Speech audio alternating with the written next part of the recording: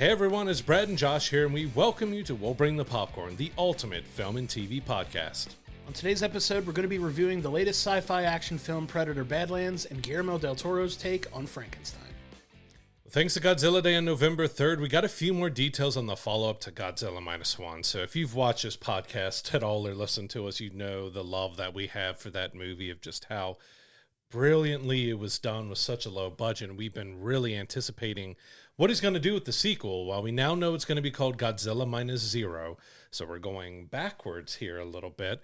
And it's going to be a darker story with a larger scale. Now, they're still going to use CGI and miniatures that they did in the first film, but they also mentioned they're going to do suitmation, which is classic Godzilla of a guy in a suit, but we don't know if that means Godzilla will be suitmation, if we're getting another creature and that'll be suitmation. But it's going to be interesting to see how they mix that in with the CGI and miniatures and everything that they do, like bringing that aspect, because as much as you love Godzilla, you know that the suitmation can look rough and has looked rough in the past. So I really want to see how he handles that this time. I think it's part of the charm, though, because, I mean, who doesn't love those old black and white, mega monster type movies? Those are just so much fun, and I think that's why we love it as much and why we loved Minus One as much as we did, because it really felt like a throwback and an ode to those old monster movies that we just have loved for so long. But it doesn't sound like they're going to be taking too long to get underway, because it sounds like filming is imminent now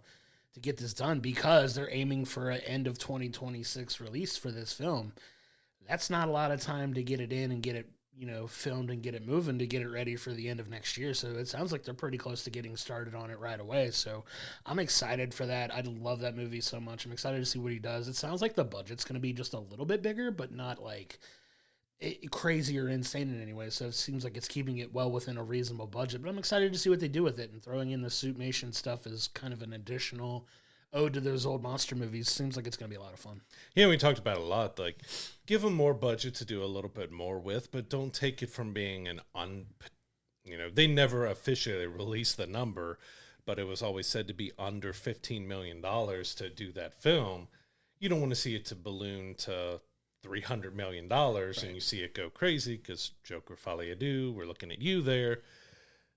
You don't want it to see it just go insane. So, and he's, got the same director. He's handling all the visual effects with his team and everything again. So it's still got the core team behind that, which leaves me really excited. And we also got a little footage from the Godzilla ride that they're doing in Tokyo, which he directed all that stuff. And there's Mechagodzilla and other stuff in there that looked really good in that footage. So he's definitely hasn't left the Godzilla world yet. And with this sequel, it's about to film now with that 2026 globally. So it's going to release everywhere at the same time, because, it was almost the same time when Godzilla Minus One came out, because it was Japan got it in, I believe, October or November, and then North America got it in December, but it was a staggered release. Sure. But now everybody's going to get it at the same time, and I hope it gets a $200 million box office this time. I really hope it does, too. It got a lot of buzz, especially as it was in theaters, but even more so when it came out and came on streaming services. A lot of people really picked up on it and fell in love with it, and really excited to see what the follow-up to that does, because it's a fantastic film, and I hope they, take it that darker route like they say they're going to, and give us a really cool story. I'm excited to see what other creatures could be involved. I know fans are already trying to figure it out and looking at logos and stuff to try to pick and choose what they see and what they can try to deduce is going to be featured in this film, and it's a lot of fun. A lot of people are excited for it. Yeah, the logo is slightly different from the last one, so it's this, his girl is this monster. Can you flip it upside down? And it looks like this. Do you flip it upside down and horizontal? And it looks like this. But that's kind of the fun speculation that you get to try to figure out. But we don't have too much longer. A year from now. But as you said, a year to do a big action flick that's going to have plenty of CGI. But they showed they could do it with the first one, so I'm not worried about it coming out. And please give us that black and white cut, because go back, you can see our love for that black and white cut, of how it just added more drama and horror and everything else to it, that it really helped this film a lot. Yeah, it's the better version. There's no debating that. Between the two, definitely the better version. And also, I will say, definitively again, the sub version, not the dub version, is infinitely better. So watch it in its intended Japanese version with English subtitles. Don't watch it in English dub. That's nowhere near as good of a movie, in my opinion. But, I mean, it's still a solid film. But give it the old black and white Japanese audio with English subtitles is definitely the way to go to watch that for sure. Yeah, I went back and I watched the dub version, and the sub version is definitely the way. Yeah, it doesn't have the same impact for sure. But I want to move us now into another story that's got the internet abuzz again, and it's the confirmation that Brenden, Fraser, and Rachel Weisz are officially signed back on to do the next Mummy film in the Mummy franchise. And this is going to be directed by a duo known as Radio Silence, who's done like Abigail and Scream 5 and 6. But it's their first Mummy film since 1999, so they're coming back. Well, 2008 was when the last one they did, but Rachel wasn't in the one in 2008. That's right. That's the way it was. But yeah, it's the first one they've done together in quite a while. Like it's got a lot of people talking. It was a very popular franchise. You know, at least the first two films were super popular. It kicked off The Rock's action movie career. Like it's a pretty important film in pop culture history. But now they're coming back to it. It's exciting. As I mentioned, the third film, which most people say is the worst one in the franchise and very well, deserving of that. You had Jet Li pop up in it, but you had Rachel Weisz replaced by Maria Bello because she had just had a baby, didn't want to be away that long from her newborn, but she also wasn't very happy with the script. So what the Hollywood Reporter saying about it, a source is saying that they're going to ignore the third film. And this will it's going to be the fourth Mummy film, but it's basically the third Mummy film since they're going to ignore that to bring Rachel Weisz back and everything else. And I'm looking forward to this is one that you felt should have been a trilogy that was going to just be beloved for so long because the first one just came out. It was so much fun. Brenden Fraser was so charismatic and good, and that leading role, him and Rachel Weisz played off of each other really well. Just everyone played it. And, had the slight bits of horror, but it's a good action comedy. But it just couldn't really nail down the sequels, as you mentioned. The Mummy Returns became more of a vehicle to get the Scorpion King solo film going off and, getting the Rock stuff going. And we know how bad the CGI was on the Scorpion King at the end of Mummy Returns. But yeah, it just felt like one of those franchises. Like you just had a smash hit with the first one, and then it just kind of failed. So I'm really interested to see what they can do. It's one of my favorites. It's one I go back to a lot, at least to the original Mummy. I don't watch the other two quite as often, but that first Mummy is such an incredibly fun. If I just need a good laugh and I need just a good adventure, I put that on, and I'm excited to see what they can do now. It's probably going to revolve around their son, which a lot of fans are already fan casting the David Cornsweet. They want him to be the son because they said he looks like both of them. Well, maybe he will if he's not too busy with Superman because, he's got Man of Tomorrow to film and everything coming up. But I really want to see what they do. The biggest thing I don't want to see them do is bring it back and kill off any of the original characters. That's a bad point of a lot of these that are coming back after so long is that their first instinct is to kill off someone from the original cast so you can add some drama. That, and it just feels like that feels like a cheap way to take it out and move it forward. It's like, oh, we're going to bring these people back to get your eyeballs. It's smart marketing. It's a smart marketing, but it's just cheap storytelling, in my opinion. If they get oh, this person's coming back for the first time in 20 years to this franchise, and then they're dead in the first 10 minutes of the film, and you're just kicking off a whole new generation of, people to take on these roles. It's kind of cheap. That's more of a horror thing, I think, than anything else. But I hope they don't go that route. But, man, just seeing those two together on screen again will be a lot of fun. Like I said, that first original Mummy movie is so good. It's classic. I agree with you. I go back and watch it fairly regularly, too.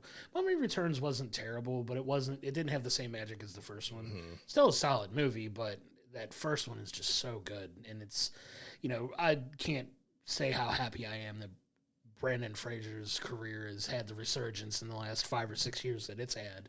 And just really excited to see, him come back to a franchise that really made him a mega star. This was a real breakout, huge role for him. And he'd had some roles previously, but this was one of the first big blockbuster films he was a part of. And it's cool to see him come back to the franchise. And we also know because of the Mummy and Georgia Jungle, that's where kind of the physical issues and surgeries and other stuff that he had. So it's going to be curious to see what type of shape he decides that he's going to get into because he is older, but also he went through so much trauma because he was expected to be this ripped, big action star, and it took a toll on him mentally and physically. So however way he shows up, I think just the chemistry between him and Rachel were so fantastic then, and I think they're going to fall right back into place. And like, I hope it's a lot of fun. Like we got the directors who have done mostly horror. I mean, they've done Scream, which is comedy horror, but you're talking The Mummy, which has light horror elements, but it's mostly action comedy. So I really want to see how they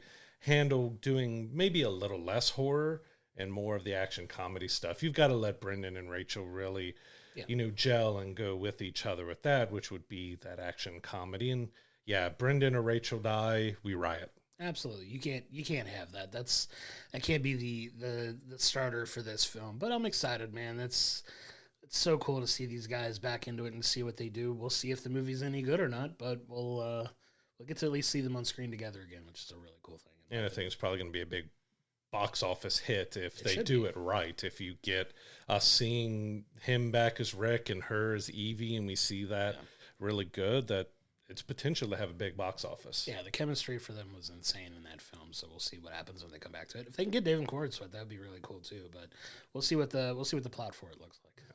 So we're going to wrap up here with a few quick hits. So we have Kpop Demon Hunters 2 is officially moving forward, getting that sequel, and it's coming out in 2029. So if you don't know much about animation, it takes a lot of time. That's the only thing about trying to capitalize on something as popular as Kpop Demon Hunters is. It's going to take a while to get something out. Even if you went to a cheaper studio to try to knock something out really quickly using the assets you had, it's still going to take a couple years. I mean, famously, it's been talked about with like The Simpsons and others. Like, you're looking at a year or two for every season to be made. So when they're debuting one season, they're already working on the next one because they have to have that lead time. So it's probably disappointing to some that it's 4 years away, but it takes quite a while to get animation done and get it done right. Yeah, and it feels like it's crazy long. It's like a crazy long time, and it is.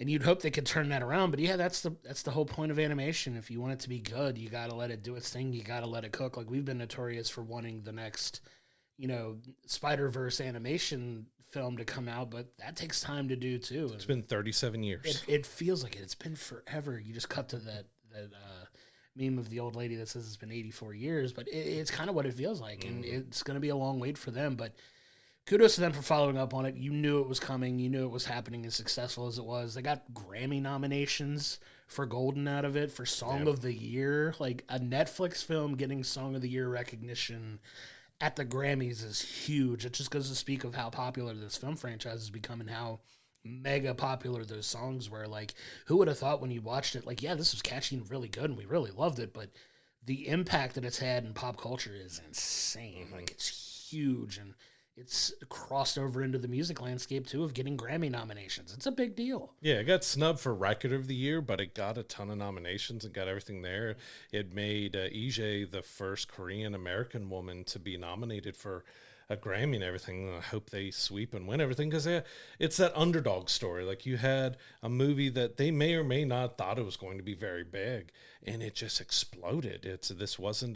This is a brand new, original, fresh franchise, and it just did gangbusters. And you love to see that something original is doing that well. And yeah, good luck to them during the Grammys, because I don't know how you're going to beat them this year with just the juggernaut that it's been. Yeah, and it's up against, like, literally a who's who list of artists for Grammys. I mean, they're up against, Bruno Mars, Billie Eilish, like, mega popular, like, mainstream artists. So just to be even in the conversation is super cool. So kudos to them for getting nominated. Yes, still speaking about Netflix, we have a reality competition series based on the Overcooked video game coming by Netflix and A24. This could be a lot of fun if you never played the game. I still have this really funny story when me and my brother were playing it. So we were at a level that we were split on multiple opposite sides and stuff, and I had a fire. And again, this was probably about 2 a.m. in the morning that we were playing this. I had a fire on my side and the fire extinguisher on my brother's side, so I yelled at him, "Hey, I need the fire extinguisher over here so I can put out this fire." And all of a sudden, I have a fish flying over to me. And, like, I Again, 2 a.m. We'd been playing this for a while. I just lost it. Like, absolutely lost it because I asked for a fire extinguisher and I got a fish. I'm like, I don't think I can put the fire out with this, John. Like, can you give me the fire? He couldn't play anymore because he was crying so hard that he threw me a fish instead of the fire extinguisher. A fish and not a fire extinguisher. That's funny. That game is chaos personified. Like, there's a point. There's a probably good reason why it's becoming a reality competition series, because that game is crazy. I've played it a couple times and just stress doesn't even begin to describe it, because you have to work together and communicate to be successful in that game. And it's hard. It's a hard thing to get down, but a ton of fun, but very stressful game. So it's pretty cool that they're making a competition out of that. I'll have to check that out for sure. It's going to be interesting to see how they do it with real people and stuff. Is it this side has this and maybe dry ingredients, this side has the wet ingredients. You got to figure out, like, you may not have an easy way to send it to each other, or are they on a platform where you're making everything move? Because there's like ship levels where stuff is, swaying back and forth. Like, there's a lot that they could do to try to sabotage them in this, but they're also cooking and using knives and oils and other stuff in real life. There's got to be a limit on how far they can go, because you can't start a real, fire, and you can't have oil splashing over people cooking. So it's going to be really interesting to see how they can make this work in live action. But if they do it right, it could be a lot of fun, because you've got to embrace the chaos of the game if you're doing a game on. If it's a regular standard cooking show, then what are you doing? Right.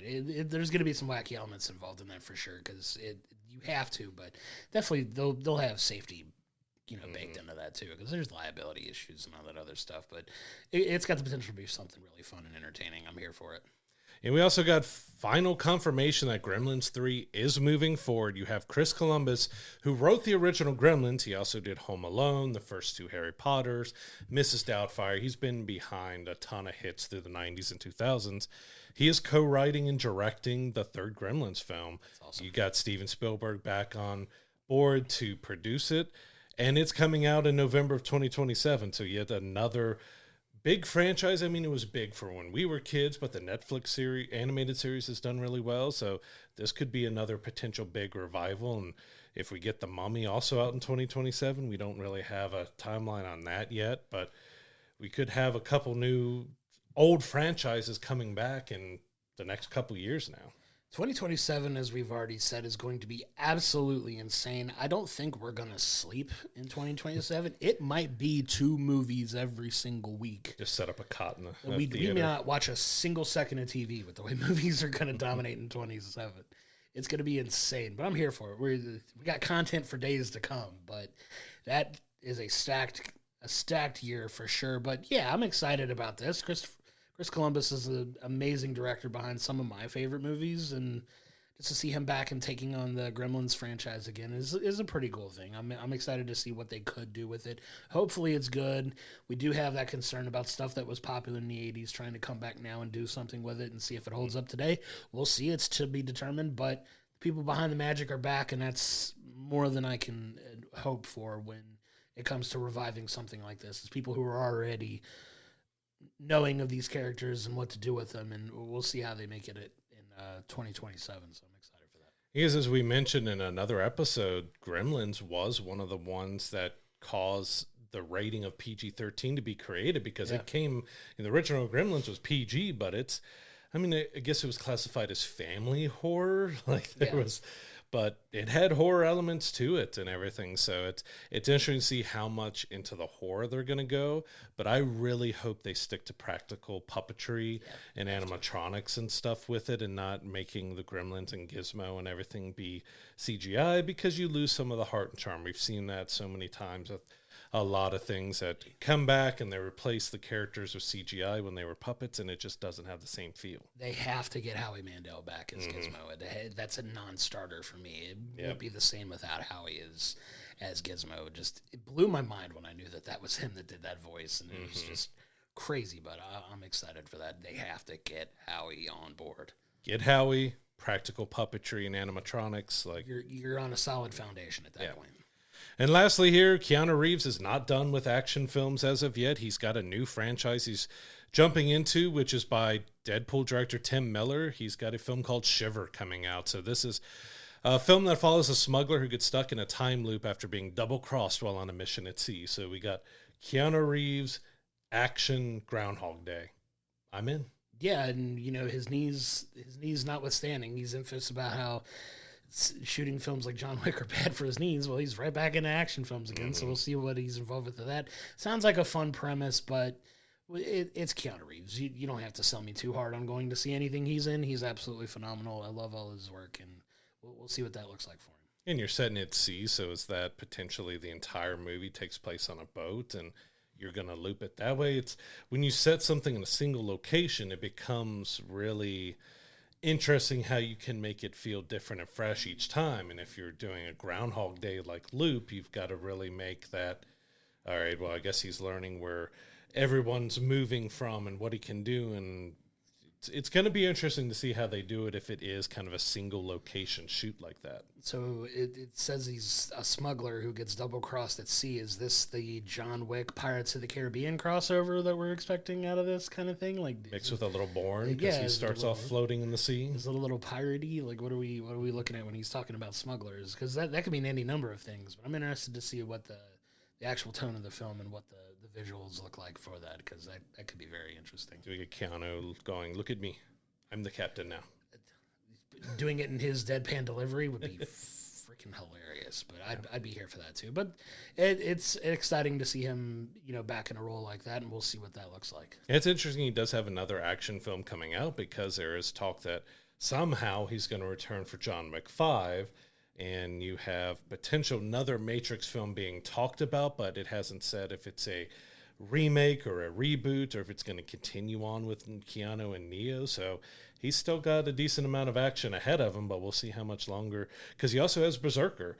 So he has his comic series he wrote. There's going to be an animated and a live action series and film and stuff that's done from that. So that's potential for a lot more action for him. So yeah, he better got robotic knees or something put in there. He's going to be a cyborg by the time all of this is over. But I'm here for all of that. He's a phenomenal actor, and really excited to see what this movie looks like. We are now partnered with Dubby Energy. Dubby is a clean energy drink to give you focus with no crash or jitters like other energy drinks. Dubby contains vitamins, amino acids, and 150 milligrams of caffeine. It also features 0 calories, no sugar, no fillers, and no artificial dyes. From Dragonade and S'mores to Push and Punch and Galaxy Grenade, Dubby has a wide range of flavors for you to choose from. Use code WBTP to save 10% off your Dubby Energy orders, and look for a direct link in the audio and video descriptions. So I want to move us now into our first movie review of the week. We have Predator Badlands from 20th Century Studios. This is following the story of Dek, a young predator who's from the Yautja clan. He's trying to prove himself. He wants to become, part of his clan, and part of that is, securing a prey and, going through a successful hunt and coming back alive and proving you're a man. And he's kind of known as the run of the litter, for lack of a better term. He's kind of this outcast on his own clan, trying to, prove himself. He's got his brother who's this really strong warrior that he's trying to prove himself with. And his brother is like, trying to bring out the toughness in him to, see if he's truly worthy of being part of the Yautja clan, and, trying to get him to toughen up so he's capable of, going on a hunt and proving himself. And, Dek, being the ambitious young warrior that he is, goes for like he goes to pick out his prey, because you have to go to another planet and, find a trophy and bring it back. And when you do that, you're part of the clan. And his brother is trying to actively get him to go after a weaker one, just to be like, go ahead and prove your point, go do your thing. And he picks this impossible monster that's never been killed. Nobody's ever been able to defeat it on this crazy planet. And his brother's like, yeah, maybe don't do that. That's not the one you want to do. That's fine. And it kind of sets off a chain of events from there. And then I don't want to spoil too much of like what actually happens from there, but he goes and sets off on this journey to kind of prove himself. And he winds up going to this planet. And that's really where the whole story for this entire thing kicks off. Yeah, because you get him going to this planet, Jenna, where everything's trying to kill you. It's the trees and every creature, the grass. Like, there's nothing nice about this planet. It all wants to kill you. And on his journey here, he ends up coming across a synth played by Elle Fanning, which is Thea. And she's a very, I'm going to say, it's almost like C-3PO type of synth. Like she's very humorous and very just compared to having a Predator.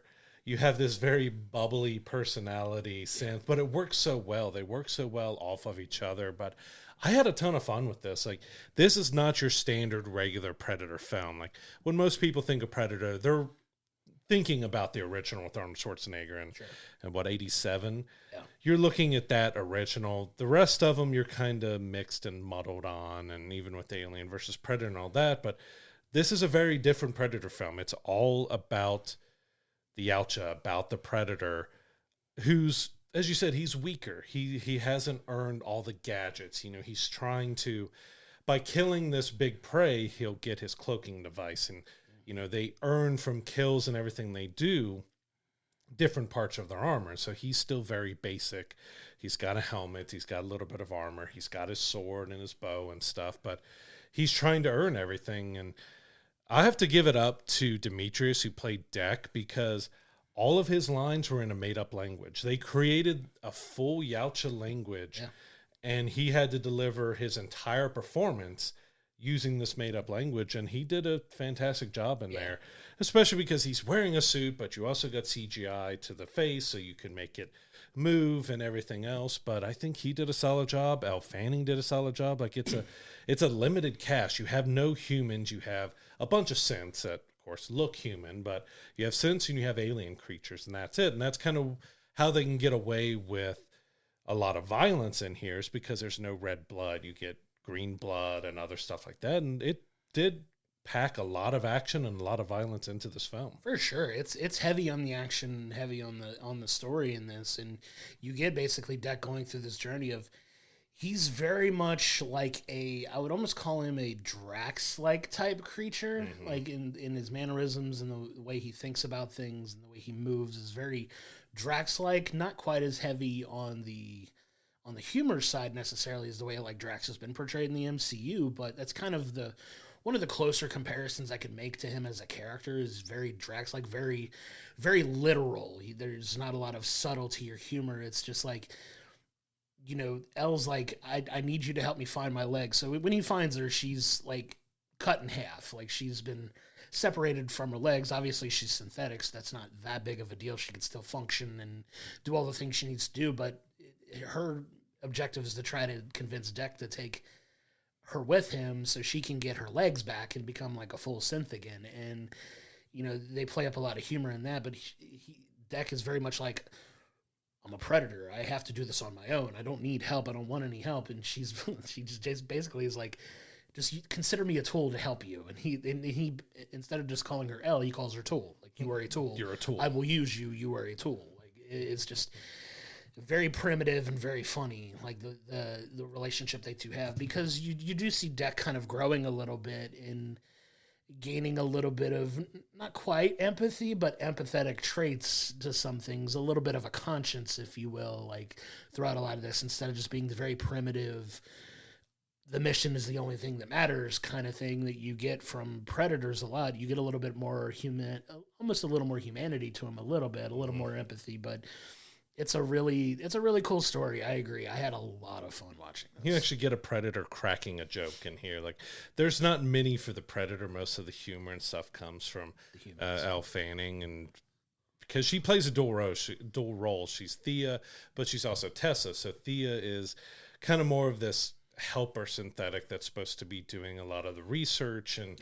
you know, looking around the planet and categorizing and learning about the creatures, while Thea's your military leader. She's the one that's out there fighting and protecting and doing everything with the other synth. She's running things, and it's an interesting dynamic you have with her playing two of the same synth but very differently. Like he said, Thea's very bubbly and smiling and cracking jokes and like really almost like a childlike innocence to her, while Tessa is very straight, doesn't smile, is just straight up what Mother's mission is. That's what I have to do no matter what. And she played it very well. She played both of those really well. And it was really interesting that Elle was strapped to Demetrius's back. Like, they created a rig where she was wearing like green pants and stuff. And filming inside of a soundstage, but she was strapped to his back with a little extra help. And, that had to be hard to perform some of the stuff in there with her strapped to the back, but they went to try to make it feel as, I guess, organic with each other as possible, because you've got a synth and you've got a predator and you're trying to figure out how does this work. And he makes her a tool, and he makes sure she knows you're a tool. I don't get help. You're not helping me. You're a tool that, I use, you don't use me. And he actually gets upset at one time because it feels like she's trying, when she's trying to use him, she's like, no, I use tools. Like, tools don't use me. And I think it's so different than what we've had before. Most of the story revolves around him trying to kill this Calyx. So this is a creature that nobody has ever returned from seeing. They've got a little bit of information on it, but they don't know why it's unkillable. But before he even gets to that creature, he meets another small alien creature it's kind of part Grogu, part E.T. and Gollum, kind of all mixed together there. And it was part of Boo. Part of Boo. It's very interesting what they did there, but it plays a part to the story and everything else. But the CGI at times can be a little rough, but it never really took me out of it. And, for the purists who want a Predator movie, this may not fully appeal to you, but if you can give it a try, I think a ton of people are going to have fun with it, because, this is Dan Trachtenberg's third Predator film. Prey was his take on the standard formula for Predator. So you got to have kind of a classic Predator in that. And then Killer of Killers, the animated anthology, kind of mixed in more lore, that we have these arenas where they're collecting champions and doing all that. And then we have this one where it's about a young Predator trying to earn the right to be called a member of the clan and get the rest of his armor and his suit and everything else and actually be a Predator. And it's all about his journey on this foreign alien planet. And again, it was a ton of fun. This is one that I could say I could go back and rewatch over and over again, because it's jam-packed full of action. It starts first 2 minutes in with a battle sequence, and it's probably got the most action, full straight action that we've had in a Predator film ever. Because most of the Predator films are about him stalking others, and maybe one attack here and then he's hiding, or another attack, but the attacks may take 2 or 3 minutes. Most of this movie is action. Yeah, it's very heavy on it, and they do a good job of mixing a lot of that stuff in. You got the good mix of the humor, you got the mix of the action. There's, the tie-in with the Weyland-Yutani Corporation here with these synths that, also if you go back in archives, the first thing I think of is we just recently talked about Alien Earth, and it's heavily focused on, it's got the Weyland-Yutani influence in there too. So you've got these corporations that are through lines of all of these interconnected universes, which we're starting to see a little bit more of, especially with the entity like Killer of Killers. I think Dan Trachtenberg is trying a little harder to bring all of these things together, and he may be somebody that helps, propel that story forward with what he's doing here. But yeah, there's a ton of stuff mixed in here, man. There's a really fun, action sequence towards the end of the film when it comes to the climax and them trying to basically escape while Deck is still very much trying to get his trophy to go back. And that even ends up in a very satisfactory way, but it ends with the possibility of setting up a future for this franchise too. Yeah. This may not be the only venture into not only this character, but the whole Predator universe, right? It kind of sets up some very interesting possibilities moving forward if they choose to go that route. Yeah, and that one kind of last action sequence, without going into it, felt in one part with a machine that's used, felt very alien. If you go back to the original the aliens and the loaders and the stuff that's being used, you have something like that. A little wink and a nod. We have a feeling that Dan is probably going to be one that's going to lead up an Alien versus Predator film. But yeah, you have potential for another film with Deck here, but he's hinted that because of Killer and Killers, he might be willing or able to bring back others, because originally he wanted Naru from Prey to be in this film, but he said as he developed the story and stuff, it didn't make sense to bring her into it. But he's also had conversations with Arnold Schwarzenegger about coming back as Dutch, because the guy's almost 80, so we'll have to see exactly what happens there. But Killer of Killers definitely sets up this potential for a large universe where he could bring anyone and anything back and mix in any type of alien race or anything else he wants. So I'm excited what the potential could be here with Dan's Predators, because this was unique. This was different. It's not the status quo, but it's a lot of fun. And I don't want to go too deep into it, but I really enjoyed the organic Predator suit that we end up seeing in the film, because you can laugh at it and stuff, but it actually makes sense to what he's trying to do. And it was kind of a unique way to bring that version of the Predator into this film, while also keeping it grounded to what they're trying to do in the film, of showing a guy or a Yacha who's, not quite where the 87 Predator or any of the other Predators are. He's still very young. He doesn't know the basis of it, but he also got to use a bunch of new interesting tools with the grappling hooks. And I wanted to see the bow and arrow get used, but spoiler, that really didn't get used. You got to see it in promos and stuff, but it wasn't a weapon that really got used. And I wanted to see how that actually would work and how he could use it. Yeah, but it was heavily focused on just the sword and some of his other elements that he gets to use, because he does get separated from some of that early on when he lands on this planet that is actively trying to kill him. It was such a cool planet. Like, the way he put the planet together was really neat. I love the grass that was like almost razor blade-esque that he couldn't run through, and kind of you had to get creative with how he got around. And it was pretty neat how they incorporated all the elements of the planet into the story too. Like you said, everything's actively trying to kill you at that point, and the danger, the threats were nonstop throughout the film, and it kept it moving at a pretty solid pace for a movie that's roughly almost 2 hours in runtime. That felt like a very brisk view when it came time to watching it. It didn't linger on anything. It kept moving at a nice brisk pace, and it told a good story. I had a lot of fun with it. Yeah, I think it did well with the story. Like, it's a basic premise, but most of Predators are. Like, you're setting up that, he's the runt of his clan. He's got to do this hunt to prove his worthiness, or basically he's dead. Yeah. Like, the Yacha tribe does not tolerate weakness.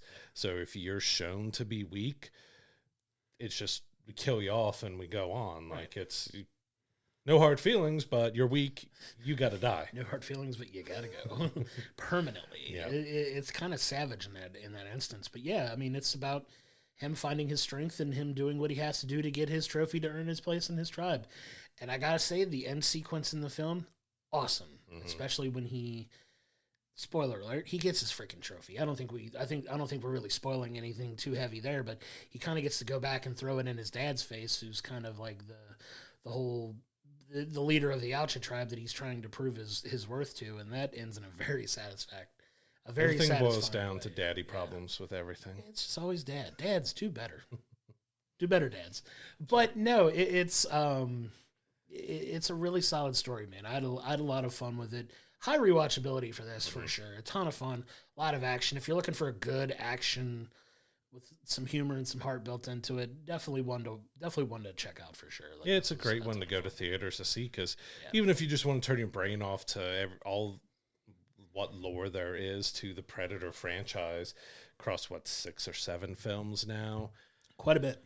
But they all kind of did their own thing, and this does its own thing too. And it is the farthest out there from any Predator that's been done, because you are focusing on the Predator being kind of a hero in the end. We've never really had that before. The Predators have always been the bad guy. So, which also sets up an interesting way to go forward, and potential tying in with Alien versus Predator, if they go that route, is that we have a hero Predator that we can do. Is he going to change things for how the Predators act and how they hunt and go after other people? Because now he's got a connection to this planet and to these synths, mainly Thea, but he's got all these different connections now, and we see some growth and some change in him, that he's not going to be kind of the same Predator that his dad and his brother and everybody on his, Yacha Prime is, that he's kind of his own thing. So it sets up a potential future that still could continue into a quite different way than we've had before, and I'm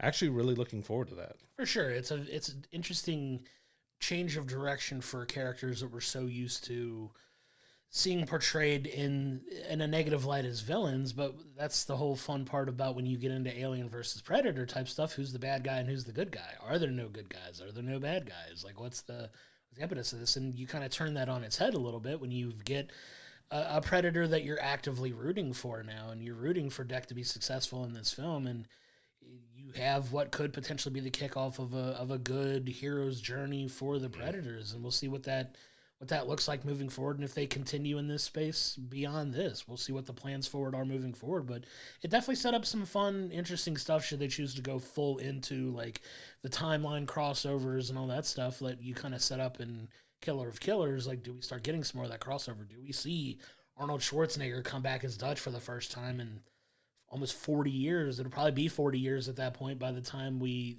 get around to the next Predator film, if there is another one. So that's a long time, and will be interesting to see what they do. Can we get Dutch and Deck doing the classic You have You have to.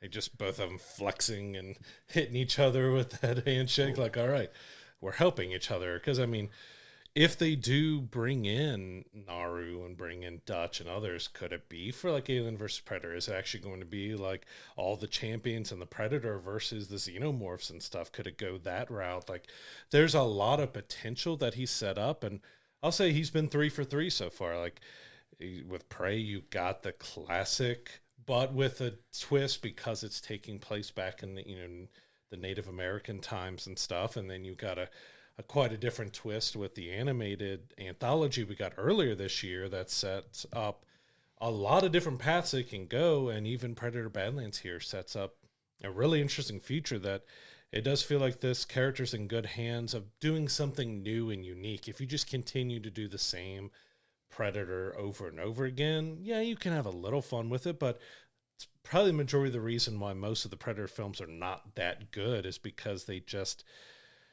try to do the regular thing over and over again in a slightly different way, and it can get a little tiring. This was a fresh, interesting take on the Predator that I thoroughly enjoyed. Yeah, and we'll see how successful it is at the box office. We'll see if it's got any type of staying power. Our showing in particular wasn't the best attended, but we kind of went at it off time a little bit than what we were normally used to seeing a movie at, a little earlier than normal than we would, but we'll see what the box office holds up for it. There's not a ton of big competition in theaters right now. I know we're getting ready to go into some really heavy, like, popular stuff that's getting ready to come out. Obviously, with the big juggernaut that is Wicked getting ready to come out in another week or two. Like, that's another big one that could hold off from that from being long-term successful, but we'll see what it looks like for now. Yeah, it's going to be interesting to see if it has any legs to continue with. You've got The Running Man, and Now You See Me, Now You Don't, and you got Wicked, and just going into December where you have Avatar, and that juggernaut. So hopefully it is able to have a decent little run here before it meets Wicked, because Wicked is going to just dominate every screen as soon as it comes out in 2 weeks here. Yeah, for sure. But Predator Badlands is the next action film set up in the Predator franchise. It's a ton of fun. It's a visual spectacle as well. This planet that Deck goes on his journey on is gorgeous. It's very well done. The action is stellar. It is top-notch. It's got some humor mixed into it. And you get kind of a different take on the Predators here as more of a hero's journey that we don't really see. We really haven't seen it up to this point in the Predator franchise, where you get this real protagonist type Predator that, you really find yourself rooting for. But I got to say, man, I had a ton of fun watching this. I'm giving Predator Badlands a solid 8. Like, I had a really good time. It's not a perfect movie by any means, but this might be one of my favorite Predator entities that we've had in all the entries we've had so far. I've really got a lot of enjoyment out of it. Yeah, I'll be giving Predator Badlands an 8 as well. It was a ton of fun. It's something I can see having a lot of replayability, that I wanted to kind of see it again right after I got out of it because it was so much fun. There was more humor than I was expecting. It can go a little slapsticky almost at times, but it still worked. Like they kind of dangled on that line a little bit of, are we taking the humor a little too far? Is it staying right in there? But Elle Fanning was fantastic. Demetrius was great as Deck. Like, you don't have a huge cast in here, but what they did well. The action sequences were big, bold, a ton of fun to watch. But yeah, it was one of the best Predator films we've had in a while, because it dared to take it in a new direction and do some new things and give us a different look at the Yautja Predator creatures, and it was just so enjoyable to watch. I really dug it. It was so much fun. Definitely a high rewatchability. I agree with that for sure. But action sequences were on point. Like I said, visually stunning. Like CG in a lot of cases look really good. I mean, some places with CGI, as heavy as it is, it can look a little wonky, and in some places it does. But yeah, definitely more humor and heart than I was expecting out of this too, because you expect that like darker,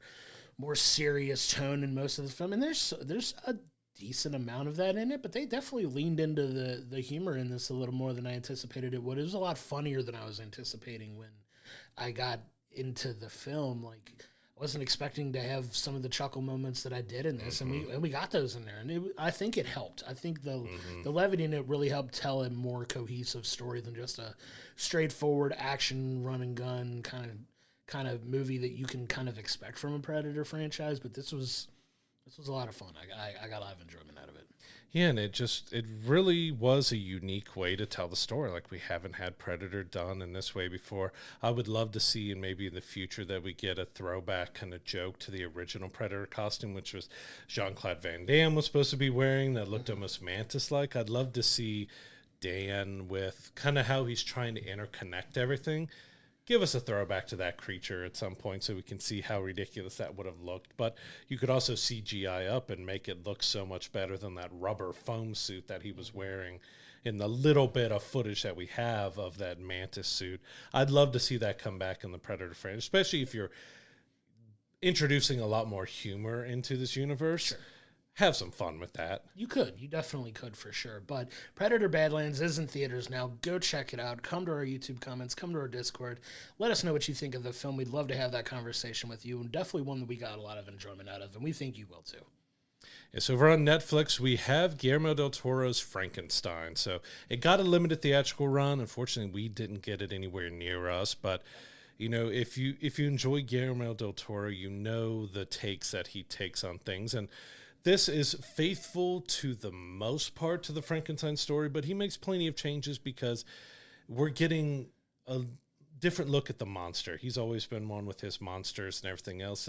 There's some sympathetic to it that you're trying to see, well, it's not always their fault, or they could be more than just a creature and everything in here. And I will say I enjoyed it. Like, it tells the basics of it. Starts off in the Arctic where this ship is, you know, stuck in the ice. They can't get out. They see an explosion and they go over and check it out. And it's Victor Frankenstein is hurt and injured. And then the monster shows up. And, you know, we get Victor back on the ship telling his story to the crew. But we basically get this movie in kind of two halves. You have the first half is Victor's story from his perspective and how he feels about it. And then the second half of it is from the creature story. And overall, I think this was a solid tale. It's definitely different. It changes some of the relationships. It changes the overall feeling and acting of the creature. I mean, the creature does look a bit off-putting, but he's not as grotesque and horrific as others have been, because they're supposed to be like, you know, he didn't ask to be created. It was Victor who's, after his mother's death, wants to try to cheat death. Like, he blames his father. It makes his father a bit more abusive and cold to him. But he sees his father as like the greatest doctor out there, and he couldn't cheat death for his mother. And so now he's made it his life's mission to try to solve death. Yeah, and it's kind of the crux of his character. And you got to show some love here to Oscar Isaac, who plays Victor Frankenstein incredibly well. Like, he really dives into and gets into the headspace of this really manic doctor who's just refuses to take no for an answer, kind of just like saying, you know, no, like, death isn't the end. Death doesn't have to be a final sentence here, and you can kind of come back from it, right? And you see the grotesque way that he kind of works towards like putting things together and showing that, you know, through the right amount of science and the application of science, which, as you all know, that far back in time that these stories takes place, people were very religious, and, you know, it was heavy emphasis that, you know, anything that isn't God's will is an abomination, that kind of thing. And you just can't, like, you can't get past that for so many people. And he's the guy that's like, no, I have ways, because of my brilliance in my scientific understanding, that I I can bring people back to life, and it's permanent. You're immortal. You can't die. Like, this is a permanent thing as long as you have this energy source and, you know, the right combination of things to work, and you can make it. You're not going to necessarily be yourself, but you can be put together through elements of other people. Like, it was crazy. It's a fun take. I gotta say that, you know, the three people that do the most heavy lifting in this movie are, you know, Oscar Isaac as Victor Frankenstein, obviously Jacob Elordi as the creature, who was, and in my opinion, he's brilliant in this movie. Like, he's fantastic in his take on this. And you also got Mia Goth as Elizabeth, who is basically in this weird relationship where she's marrying Victor's brother, but Victor's in love with her because she has kind of a similar scientific, you know, type of mind and thinking and approaching things, but she's not in love with him. And it's kind of this, this tragic story that, for Victor anyway, that the woman that he loves doesn't love him, kind of thing. And it's a really interesting take on it. And I personally love this movie. Like, I think the way they told the story was brilliant in two parts, and just kind of giving a little more humanity and a little more thoughtfulness to the creature. Because, you know, more often than not, you see Frankenstein portrayed as just this mindless creature who's just violent for the sake of violence, kind of thing. And you get a lot more layered creature here with Jacob Elordi, and he's so good in this. And you get to see the journey that he goes on to learn to be able to communicate, and, you know, just the way that he learns about life and who it's a really interesting take that we hadn't really seen before, but this is a really fun story. I got a lot of enjoyment out of it. Yeah, because in the original story, Elizabeth is Victor's wife, or Victor's fiance, that plays a big part with the monster. But yeah, in here they decided to make her the fiance of his brother, who kind of dislikes Victor in a way. Like, this is definitely about looking at Victor like he is the monster. He is the creature. He is the monster. And it doesn't shy away from some violence, graphic violence with things, especially because you get Victor, and also shows just how he is almost inhuman in a way. He's going to a hanging, and he's looking at the guys before they get hung to be like, yeah, not you. Just go up and die already. And like, okay, this one's got a strong back. I'm going to take him.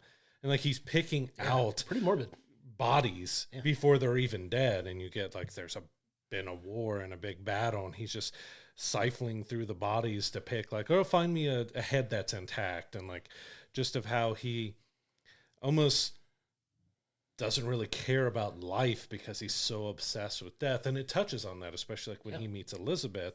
Even though you've switched that it's his brother's fiance, you've still got that, well, she's kind of bringing out a little bit of the humanity in me, because for once I'm actually interested in life than death. But he's still very, very much into death, because again, it starts off early on that he's like on trial to be talk about what he's been doing for his funding.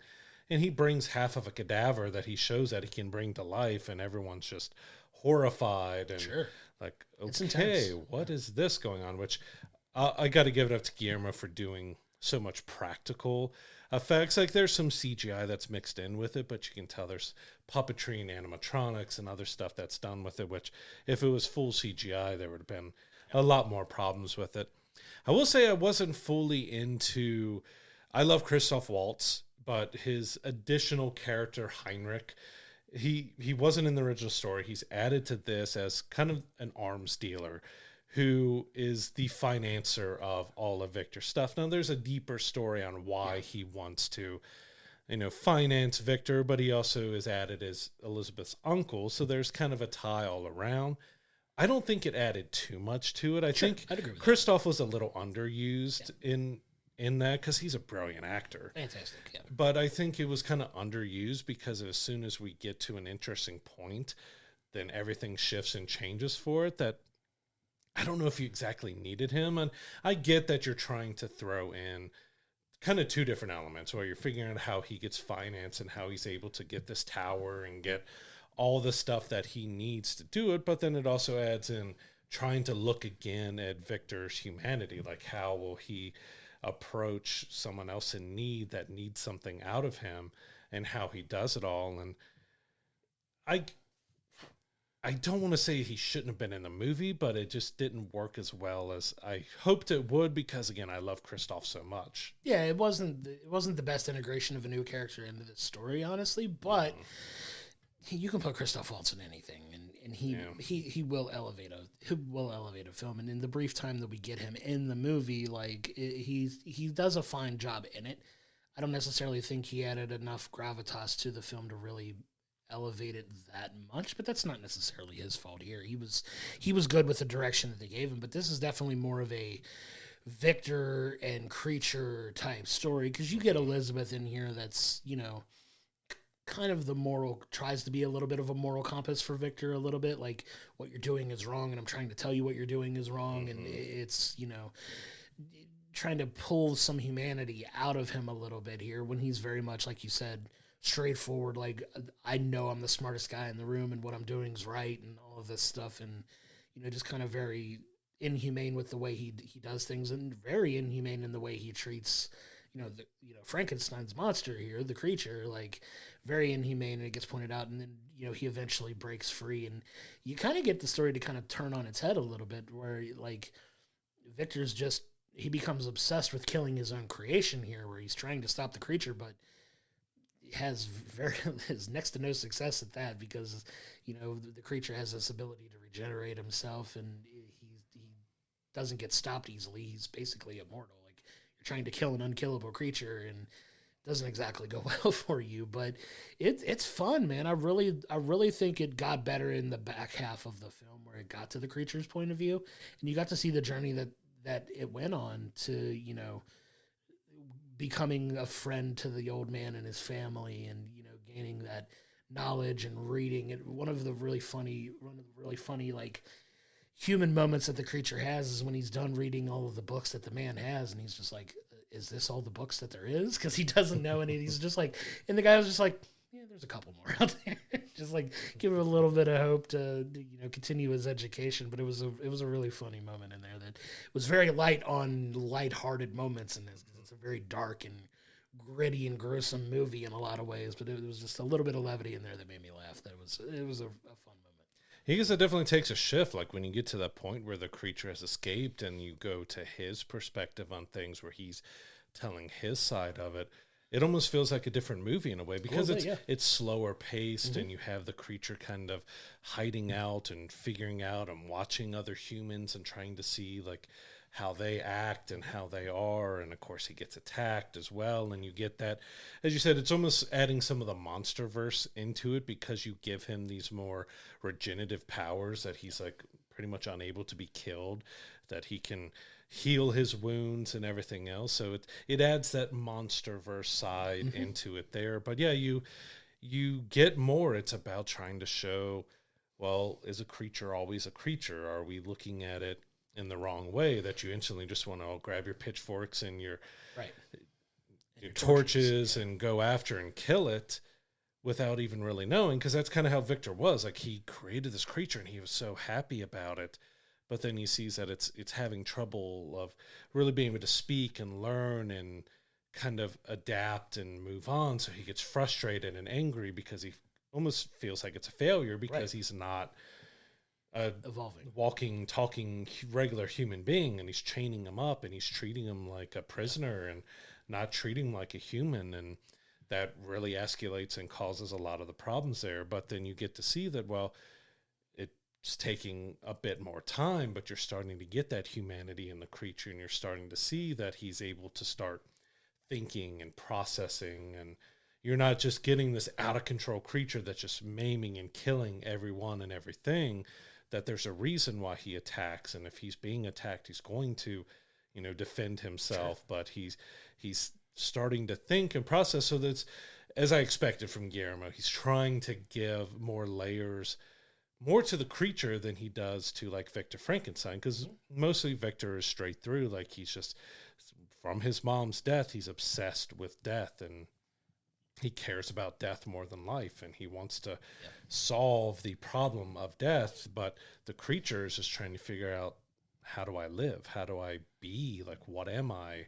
How do I live this life? And yet Jacob Elordi just was a perfect guy to get, because of his build and his height compared to the other actors in there. So you get that creature type of just look to him, because he is so much bigger than everybody else. And I'm a little mixed on the makeup with it. Like, it looks good, but it's also like the purplish outlines of the muscles and everything else. Like, I get why it's in there, but at times it looks like a costume more than like his skin until he really starts healing and you're seeing him look a little more humanous, and it gets good. But early on, it looks like, well, you just drew all over his body, which in a way it was, but it did look a little off-putting with the color palette. Like, I get what he was doing with it, but the color palette threw me off just a little bit with how he originally looked when you're trying to make it look like this is his skin, this is his body, these are his muscles and everything else.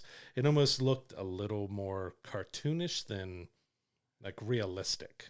This is where your design background's coming. I can hear you talking in works. I can hear you talking in work speak right now, and I'm trying really hard not to laugh at you when you do it. You used the wrong hex code on right, that purple. Yeah, it should have been a I was darker waiting hue. for you to hit that, #CO4F or whatever. Pantone colors. Come on. Yeah, just like come on. But just like the palette color, it's wrong, all wrong. Like, I didn't dislike the design, but at times for me, I know being what a you're designer, I'm looking at it, it looked a little too unnatural, as in, like, I can tell that's a costume and a suit and prosthetics and stuff put on him. Yeah, you're just thinking about it practically in a very unpractical way, which I appreciate. But I digress. I don't disagree with you, though. I think it took a little bit to get into it, but man, I still, like, I'm more forgiving of that just because of how solid the story is. Like, the story is amazing. Like, they do a really great job of adding heart and layer and depth to this, inherently violent creature, and you get more of that depth, you get more of the intelligence, you get more of an evolution for that character throughout the story as he's learning to become more humane, and he gets to that, he becomes more human as time goes on, and he kind of, it's a really fun take. It's basically like, it's almost the equivalent of the Hulk becoming Smart Hulk in real time. I'm saying, like, very, very similar to that, right? Like,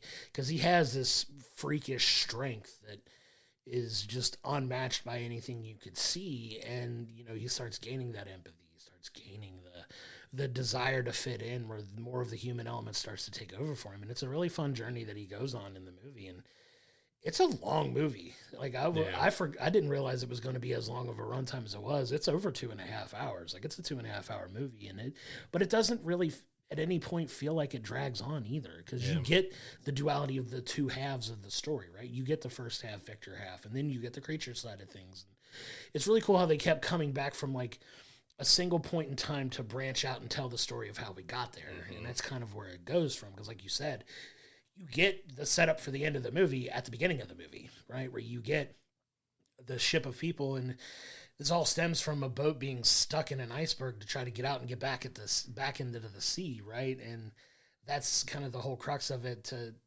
bring these elements all together. And you're telling a story on a boat about things that have already happened. And it's a really fun way of telling the story, because it's like, okay, now we got here, but how did we get here? Like, I really like how that was set up as well, and it's just fun, man. I'd fun watching this. That's what I love about Del Toro, is his practicalness when it comes to, like, even though I nitpicked a little bit of the monster design, it evolved and got better, and I could see what he was doing. At first, it was a little like, his skin almost looks too bright, but as you see his healing and you see things changing, that it works really well. But he also built an entire ship, because he called it a character, that this is an important part, and if we have the ship being CGI, then you're not going to really appreciate as much. For the bits and scenes that were in there, like, it plays an important part, but it's not a very long sequence when you put all the time together of the ship. But they built a full ship to be able to film it on. But everything, like Victor's castle, the tower that he uses, is, that kind of courtroom scene where he's being talked about. Like, there's so much brilliant set design, practical set design, where everything looked, and the costume design, there's hints of beautiful. Like, down Elizabeth's spine, you could see the threads that make it look like a spinal column, and there's hints within all the characters' clothing and designs that has something that's a little connecting to the world that they're in, and just really brilliant practical set and clothing and other designs that really kept you in this world and this universe. And even when you get to the infamous lightning rod towers and everything, you felt it and you saw it, and it looked practical and real how you were doing it all. And he's just a master of being able to take the gothic and taking this look at like creatures, but you actually feel more sympathetic to the creature by the end of his stories because you're seeing them from a different angle. And like I said, it's authentic to the Frankenstein story in the bones of it, but he changes plenty of it. There's even, which I don't want to spoil too much here, but there's a big change between Victor, Elizabeth, and the monster of how things play out there, that they change, one big thing that happens there, because you're supposed to be seeing Victor as the, everyone for the longest time, when you think about Frankenstein, that Frankenstein was a monster. No, it was always the doctor. Yeah. But in a way, yes, he is the monster. And it kind of tied those threads together really well. And I mean, you can nitpick about changing some core things, but the story itself changed. Like when it was originally written, a decent amount of Elizabeth stuff was, I think she was adopted and supposed to be a cousin, but they changed that to that she was just straight adopted in like the 30s and stuff. So the story itself and publications has changed. So I'm not as nitpicky as him in making some of these changes that works for the type of Frankenstein story, of creature story that he was trying to tell. Yeah. And I think he was pretty well successful with that. Yeah, and he's just brilliant in framing all of that. And he's just such a good visual storyteller, just as well as he is a practical, dialogue storyteller, right? Like he really has a way of bringing those elements to life on film in a way that really does transport you into the world that you're going into, and you get that full immersive experience. At the end of the day, I'm bummed that we didn't get to see this in theaters, because I think it would have been awesome in theaters. Like I have a kind of makeshift surround sound in my house, and I was watching it, and it felt neat, but it would have felt, I think, even better in the theater, getting that full sound immersion as well as the visual immersion that you get from it. And I really wish we could have gotten that experience, but man, it was really good for what we've got. And man, just getting Guillermo del Toro on a Netflix movie is insane, because he's just such a phenomenal director and storyteller, and just about everything he's ever touched has been brilliant in my opinion. He's one of my favorite directors, and getting his take on this and just diving into it and telling it in the way that only he can, just fantastic job doing that in my opinion. And it's one of my more favorite takes on this genre outside of the old classic black and white, Frankenstein type movies and stuff. This is one of the better takes I've seen on it, and some phenomenal performances. Like I said, Oscar Isaac was phenomenal as Victor. Jacob Elordi was incredible. It really must suck to be just incredibly handsome at 6'5". That's insane, but he does phenomenal as the creature too. Like he's so good in this. I really think he's probably the star of this movie, really. At the end of it was just an incredible performance by him. And if you're a fan of Game of Thrones, you get a few Game of Thrones actors in here playing a few different roles, which they were, really fantastic in that. But yeah, Guillermo is just such a unique storyteller with things, because he has a different view of the world, of these stories that he's telling, that you could go in and just do a straight adaptation of, Mary Shelley's book, but you're getting a unique look from kind of the more of the creature, and you're getting that, and I appreciate that. Like, yeah, Frankenstein's been done in so many different ways, from the MonsterVerse to the straight adaptations to TV, and you also got like Young Frankenstein, which is beloved by a lot of people, of doing a comedic take of the monster. And I'm always will have Putting on the Ritz stuck in my head of Frankenstein saying Putting on the Ritz and everything, but it's just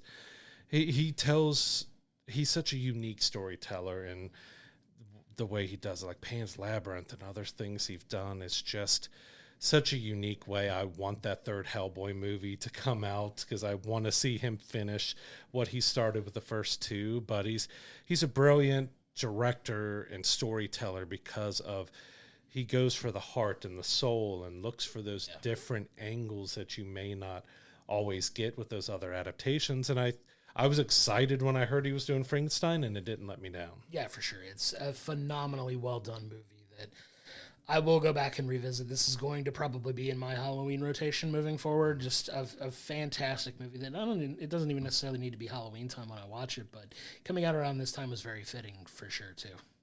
Yeah, so Frankenstein is a fantastic adaptation by Guillermo del Toro. He gets at the heart and the soul of the creature and the doctor and flips a few things on its head. There's a few characters and a few beats that it could either be shortened or they didn't exactly need in here, but I think overall he was very successful in getting to the heart and the soul of the story of the creature, of just kind of how the doctor may be more of the creature than the creature is, and getting to see that heart and humanity of the monster.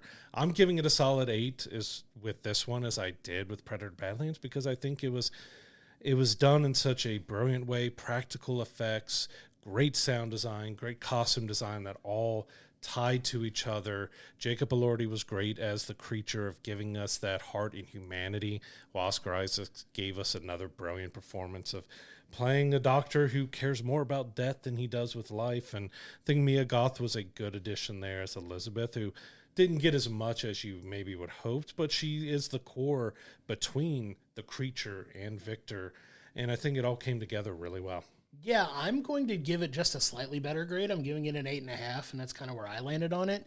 I love Guillermo del Toro. He's an instant upgrade to almost any type of story you could tell, but what I really love is the immersive experience that you get in his films, and this is on full display here too. So you get just this dive into this world and the sets like you talked about, and the brutality that it's not afraid to get brutal when it needs to, and gets that heart and that warmth and that depth of storytelling. You get a phenomenal story that's really told in two parts from two different perspectives. Like you said, you get the Victor Frankenstein half of it, you get the creature half of it, but you also get to see the creature in a more humane light as he kind of goes on his own journey of self-discovery and how he fits into this world that he never asked to be a part of. And it's a really well done visual spectacle that we get from this, with a really solid story to go along with it. Like you said, it's not a perfect movie by any means, but it's still a really, really good offering, because where it has some minor things that are, you can kind of be nitpicky about it, overall it's a phenomenal story, worth your time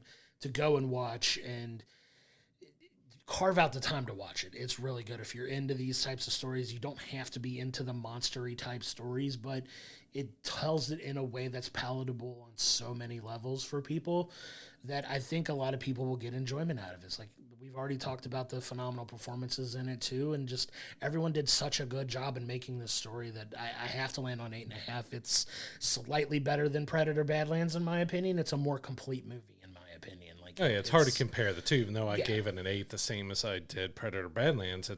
It's two different things, because Predator Badlands was about the fun journey and rewatchability, while this one was about the depth and the acting prowess and the practical sets and just how they created this world that you really wanted to thrive in. So it's like, I gave them both 8s, but they're two very different 8s. Sure. And just, man, Guillermo del Toro is so good, man. I was excited when he got into this, because he does these types of films really well, and you could tell he really sunk his teeth into this one, and it was, what he gave us was a really phenomenal film that glad we watched, and definitely has a high rewatchability for me. Yeah, so Frankenstein is out on Netflix now. Check it out. If you got to see it in theaters, come let us know, because we were willing to see. I saw some stills of people in IMAX seeing it on the IMAX screen. We wished we could have got it around here, but you can watch it anytime on Netflix, and I hope you check out both of these. I think this was a really good week of solid films that give you two really distinct different takes and looks on these stories, because they're both taking classic characters and telling them in a different way. Yeah, and it's two kind of stories turned on their heads from what we're used to seeing a little bit, and I love that, and I love people that aren't afraid to take risks, and I love it even more when those risks pay off.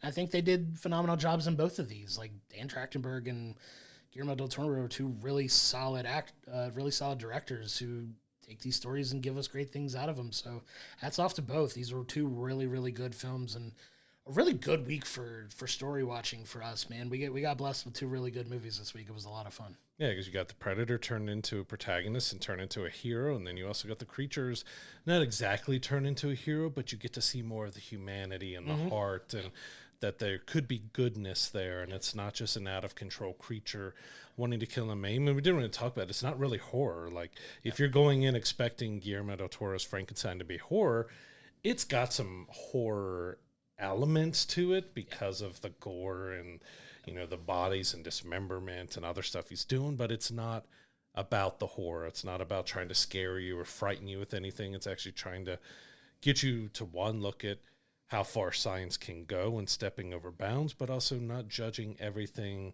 as it is, like, oh, it's just a big scary creature, let's kill it with fire.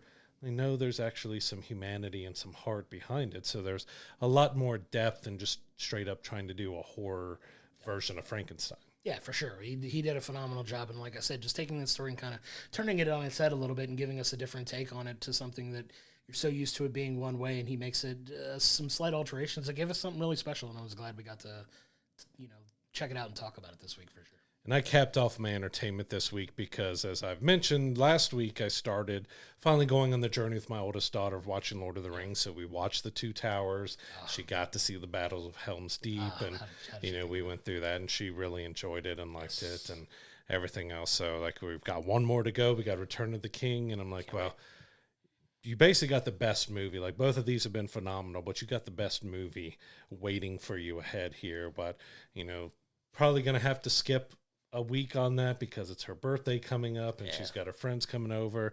I might just force all of her friends to watch Return of the King. Like, it's your birthday, but we're watching Return of the King. Yeah, we're doing something for Dad today. I think it's about you, it's about me. No, I'm just kidding.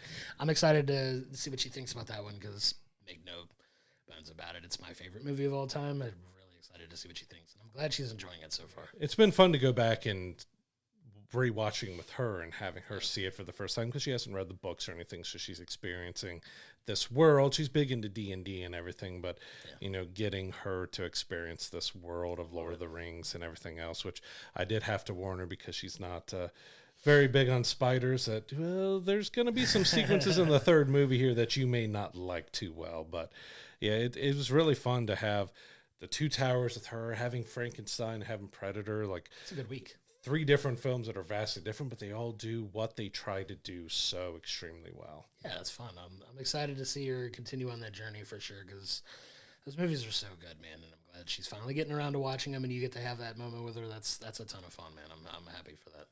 Yeah, so our next episode will be coming to you in 2 weeks. We'll be back then with our reviews for Wicked, for Good, and The Running Man. So, you know, Josh has a very unearned vacation to go on here. He's not allowed to leave the dungeon, but apparently he's going to escape and go out on an adventure. But yeah, we'll be back in 2 weeks with potentially one of the biggest films of the year with Wicked, for Good, and so one that we've been looking for a while because you've got Glenn Powell stepping into the Arnold Schwarzenegger role that, you know, we know that his Running Man was quite different from the book, and this is looking quite different from that adaptation, but it seems like Edgar Wright was potentially the right person to take on the Running Man. I see what you did there when you said Edgar Wright was the right guy. So it's dad jokes for days, but yeah, these are 2 movies that I'm super stoked to be reviewing. I've no, you know, way of hiding my love for Wicked the musical, and I love the first one with Ariana Grande and Cynthia Erivo. Did you get a chance to watch the Wicked special that was on NBC the other day? We are going to watch it today, so after the recording and I've got everything done, we're watching it today. You are in for a treat. I want to hear your takes on that because they do a couple elements of the songs that are coming up in the movie.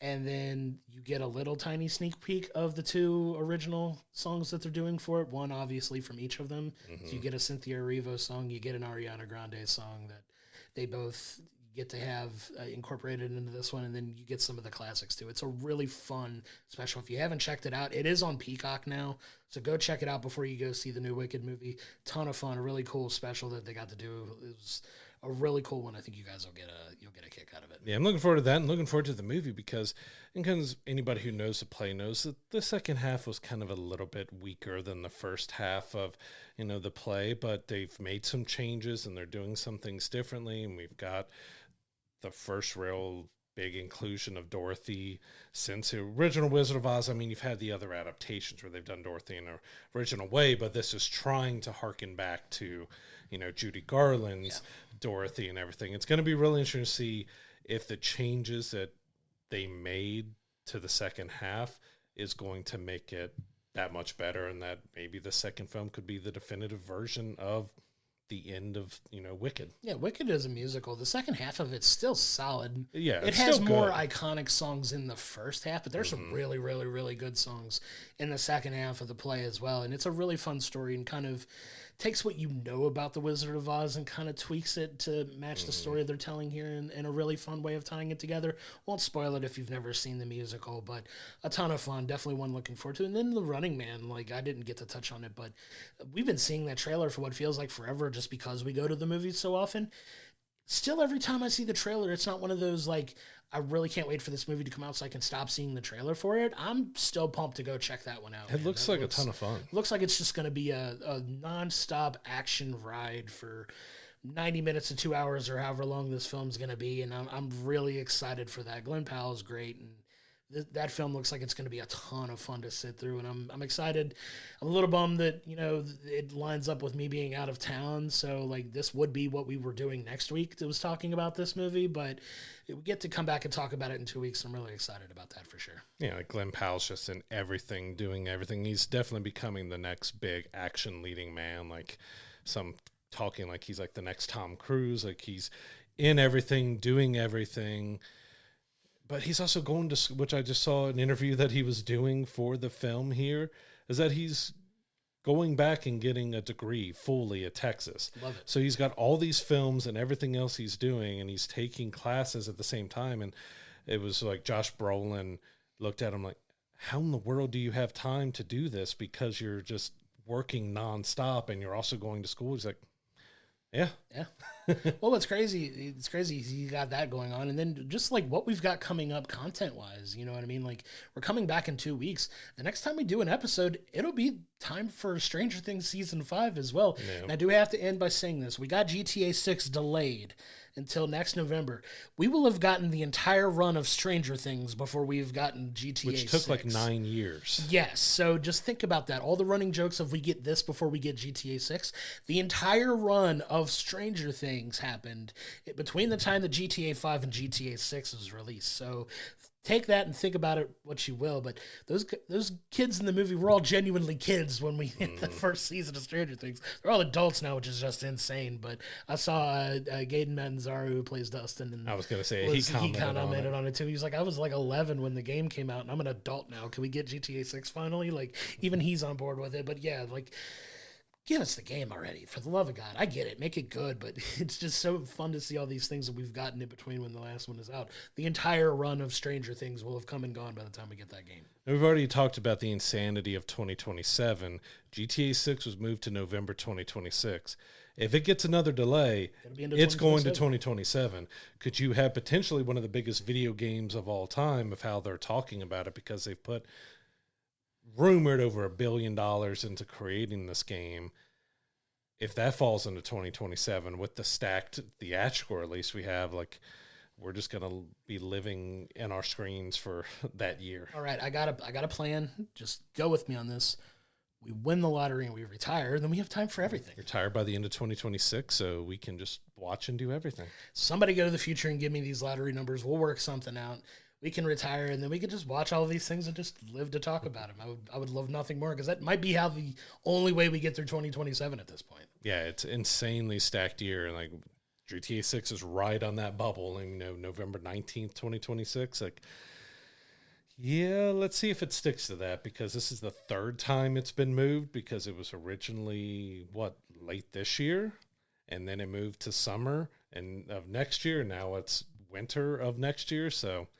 Yeah, one more delay and it makes 2027 even more insane, because if you don't really play video games, you don't know the stratosphere that Grand Theft Auto has been in, especially since the last few. Like, it's one of the most anticipated, highest selling game series of all time. Like, it is a gigantic series, and this one, along with like Elder Scrolls 6, are like some of the most anticipated. And like, we've had one trailer of Elder Scrolls 6 in like 7 years. Yeah. And so we've potentially got one of the biggest video games ever to be put out if they do it right. The trailer looks fantastic that they put out, but how much is going to change in basically a year from now before they put that out? Like, if that falls to 2027, it's just going to be an insane year. Game over for us, quite literally. But yeah, man, it's a lot to look forward to. I'm excited about that. I'm excited. I'm thankful that, we have a little bit of flexibility. I can go on my vacation because it's been a hot minute, but Bummed that we'll get a week off, but we'll come back ready and recharged in 2 weeks and ready to dive in and talk about those two movies. I'm very excited for Wicked and The Running Man. That's going to be a lot of fun. But that'll do it for this episode. Thanks for tuning in, and we'll see you on the next one. To find all of the episodes of We'll Bring the Popcorn, go to our YouTube page, hit the like and subscription button so you're getting our episodes when they drop each and every Monday. If you're listening to us in the audio room on any of the podcasting platforms that we're on, please don't forget to give us a 5-star review. It really helps elevate the profile of the show. And don't forget to go to willbringthepopcorn.com, where it has all of our archive videos, all of our social media information, as well as our merch store, so you continue to support the show in that way. We cannot thank you enough for your continued support.